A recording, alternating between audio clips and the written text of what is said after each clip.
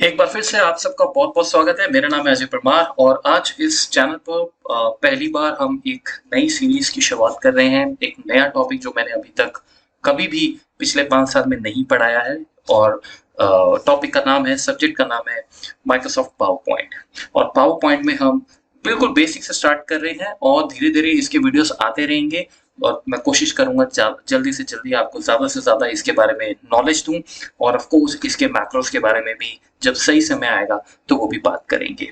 तो गाइस सबसे पहला हमारे पावर पॉइंट का वीडियो है और मैं इस पावर पॉइंट को जो शुरुआत कर रहा हूँ वो कुछ ऐसी चीज़ें आपको बताने जा रहा हूँ जिसके बिना पावर पॉइंट बिल्कुल अधूरा है और ये फीचर्स जो मैं आपको चीज़ें बताने जा रहा हूँ ये बहुत इम्पोर्टेंट है और आगे यूज़ होती रहेंगी। सबसे पहले पावर पॉइंट आपके सिस्टम में इंस्टॉल होगा ऐसा मेरा मानना है और आई थिंक इसको इंस्टॉल करना सबको मालूम है, मैं उन चीज़ों में नहीं जाऊँगा। एक सिंपल पावर पॉइंट ओपन है, ब्लैंक आप देख सकते हैं। मैं आपको सिर्फ कुछ चीज़ें बताने जा रहा हूँ जो हमें आगे इसके स्लाइड्स बनाने में बहुत काम की जो है वो आने वाली हैं। तो सबसे पहले मैं आपको शिफ्ट की का एक एग्जांपल बताने जा रहा हूँ। शिफ्ट की जो आपके एक्सेल में भी बहुत यूज़ होती है। पावर पॉइंट में किस तरह से उसको यूज़ करना है, आइए ज़रा उसके फ़ायदे देखते हैं। तो सबसे पहले जब आपने पावर पॉइंट खोला तो आपने अक्सर ये शेप्स देखे होंगे और ये शेप्स हमारे पास एक्सेल में भी होते हैं, राइट? तो यही शेप्स मोस्टली हम पावर पॉइंट में काफ़ी यूज़ करते हैं अपने डिज़ाइंस के लिए। डिज़ाइंस भी देखेंगे किस तरह से बनाए जा सकते हैं। लेकिन अभी मैं आपको एक सिंपल चीज़ बताता हूँ। अगर आप ये जो शेप्स हैं, रेक्टेंगल्स, लाइन्स, कोई भी शेप उठा लें। लेट्स से मैं कोई रेक्टेंगल उठाता हूँ। आपने देखा होगा जब ये रेक्टेंगल हम यहाँ पे ड्रॉ करते हैं, जैसे ये देखिए मैंने ड्रॉ किया, ठीक है? आप जब इसको ड्रॉ करते हैं तो ये जो पिक्चर, जो ये शेप बन के आपके सामने आता है, ये एक रेक्टेंगल ही है और इसमें कोई शक नहीं है, करेक्ट? ओके। उसके बाद आप शेप में जाते हैं और आप जैसे ये ओवल शेप है, आपने कहा कि मुझे ओवल शेप बनाना है। ये देखिए आप जैसे इसको ड्रॉ करेंगे ये इस तरह से एक ओवल शेप बन के आ जाएगी। अगर मैं आपको ये कहूँ कि मुझे इस रेक्टेंगल का एक स्क्वायर बनाना है, यानी कि जिसकी चारों साइड्स इक्वल हों, राइट? मुझे एक प्रॉपर सर्कल बनाना है, ठीक है? एक राउंड सर्कल बनाना है, तो आप कैसे बनाएंगे? आप इससे हो सकता है कि इस तरह से इसकी शेप को यहाँ पे चेंजेस करें, सर्कल को भी आप ऊपर नीचे खींचे और एक प्रॉपर सर्कल जिस तरह से बनाया जाता है, हो सकता है आप उसकी कोशिश करें, राइट? लेकिन ये सब करने की ज़रूरत नहीं होती है। मैं बताता हूँ आपको क्यों। देखिए अगर मैं सपोज़ मुझे एक स्क्वायर बनाना है, मैं यही शेप दोबारा उठाता हूँ, मैं इस पे क्लिक करता हूँ। अब आप ध्यान से नोट कीजिएगा, मैं अब शिफ्ट की प्रेस करने जा रहा हूँ, ठीक है? और ये शिफ्ट की मेरी प्रेस रहेगी। मैंने शिफ्ट की प्रेस रखी है और अब मैं दोबारा से इस फीचर को यहाँ पे ड्रॉ कर रहा हूँ। ये देखिए, मैं इसका साइज़ जितना मर्ज़ी बढ़ा लूँ, अब देखिए शिफ्ट की अभी भी मेरी प्रेस है।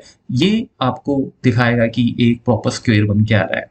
ठीक है? तो मैं इसको जहाँ चाहे रोक सकता हूँ। लेट्स से मैं इसको यहाँ रोक देता हूँ और मैं अब शिफ्ट की हटा देता हूँ। ठीक है? अब आप सोच रहे होंगे क्या स्क्वायर बनाने के लिए शिफ्ट की यूज़ होती है? नहीं।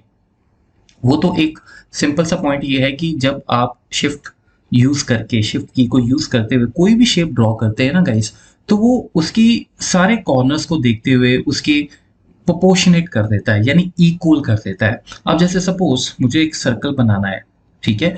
हम यहाँ पे चलते हैं और ये मैं यहाँ पे क्लिक करता हूँ, ठीक है? कहीं भी आप नीचे से भी कहीं सर्कल आपको दिखे, आप मतलब जहाँ मर्जी से क्लिक कर सकते हैं। लेट्स से ये मैंने किया। अब देखिए मैं शिफ्ट की प्रेस कर रहा हूँ, शिफ्ट की मेरी प्रेस है। आइए ड्रॉ करते हैं। ये देखिए मैंने जैसे ही ड्रॉ किया आप देखेंगे एक प्रॉपर सर्कल बन के आ गया। सारे के सारे कॉर्नर्स, कोऑर्डिनेट्स एक बैलेंस एक्ट में चले जाते हैं, मतलब हर चीज बैलेंस हो जाती है। आप समझे मेरी बात को? ठीक है? तो कभी भी आपको ऐसा कुछ करना हो तो आपको शिफ्ट की बहुत काम की रहेगी। आप कोई और एग्जाम्पल भी ले सकते हैं, जैसे देखिए मोस्टली हम लाइंस का बहुत यूज़ करते हैं। अभी मैं एक सिंपल लाइन ड्रॉ करता हूँ, मैं शिफ्ट की प्रेस नहीं कर रहा हूँ। ये देखिए जब आप लाइन की इस तरह से खींचते चले जाते हैं, आपने देखा होगा कि लाइन ये ऊपर नीचे ऐसे हिलती रहती है, राइट? और फिर आपको थोड़ी सी इसमें मेहनत करनी पड़ती है जिसमें आपको ये लगे कि ये बिल्कुल स्ट्रेट लाइन होनी चाहिए। मानते हो आप? जैसे थोड़ा सा ऊपर हो गया, नीचे हो गया, देख रहे हैं आप? ठीक है? तो इस तरह से जब जैसे-जैसे आप लाइन को देखिए मैं छोटी कर रहा हूँ, तो आप देख रहे हो वो कई बार क्या होता है ऊपर-नीचे ऐसे देखिए हो जाती है ना, क्योंकि इतना हम बैलेंस नहीं रख पाते। बट फाइनली ठीक है, थोड़ा-सा उसको देखने के बाद, मेहनत करने के बाद आप एक स्ट्रेट लाइन खींच दोगे। एग्री? ठीक है? जैसे हॉरिजॉन्टल लाइन है वैसे वर्टिकल लाइन है। अगर आप वर्टिकल लाइन भी इसमें देखिए ड्रॉ करें, जैसे लेट्स से इसी लाइन को मैं दोबारा नीचे ड्रॉ करता हूँ, शिफ्ट नहीं मैं यूज कर रहा हूँ अभी। जैसे देखिए मैं इसके जैसे ही नीचे जाऊंगा, आप देखिए जैसे मैं नीचे लेके गए थोड़ा सा बेंड हो जाता है ना, फिर आपको थोड़ी सी मेहनत करनी पड़ती है, और फिर इस तरह से अगर आपको सपोज इसको 90 डिग्री पे यहाँ पे इसके साथ अलाइन करना है, तो फाइनली आपको दिखता है हाँ भैया अब तो बढ़िया है, अब ठीक है ना। तो इस तरीके से आप लाइन ड्रॉ करते हैं। अब पावर पॉइंट में क्या है कि अगर यही चीज मैं शिफ्ट की के साथ यूज करूं, जैसे देखिए मैं इसको क्लिक करता हूं और अब मैं अपनी शिफ्ट की जो है प्रेस कर रहा हूं, ठीक है। तो एक मिनट रुकिए, मैं दोबारा से जाता हूं। ये ठीक है, अब मैं यहाँ पे हूँ, देखिए मैं शिफ्ट की प्रेस कर रहा हूँ और मैं इसको ड्रॉ कर रहा हूँ। आप देख रहे हो, आप देख रहे हो गाइस, मैं अपने कर्सर को ऊपर ले जाने की कोशिश कर रहा हूँ, ये देखिए ये जा ही नहीं रहा है। शिफ्ट की ने क्या किया, उसे एक तरह से ये श्योर कर दिया कि आप ऊपर नीचे जहां मर्जी कर्सर ले जाइए, ये लाइन नहीं मुड़ने वाली है, ये लाइन स्ट्रेट रहने वाली है। तो अगर आपको कभी इस तरह से स्ट्रेट लाइन यूज करनी है तो आप बहुत इजीली कर सकते हैं। आप समझे इस बात को, ठीक है। मैं एक बार फिर से दिखाता हूं आपको, देखिए जब आप कोई लाइन स्ट्रेट लाइन ड्रॉ करते हैं, अभी मैं शिफ्ट की प्रेस नहीं कर रहा हूं, तो ये देखिए ऊपर नीचे हो जाती है, राइट।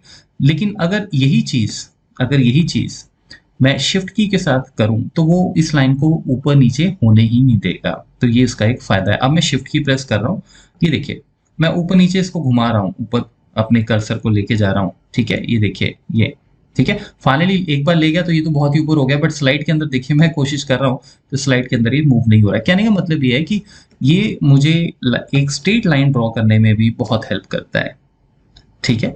तो इस तरीके से जो आपका शिफ्ट की है वो अक्सर हम इन शेप्स में, आप कोई भी शेप उठा लें, अगर हमें उसको एक प्रोपोर्शनेट उसमें रखना है तो हम कर सकते हैं। फॉर एग्जांपल एक स्माइली भी देख लेते हैं, ठीक है।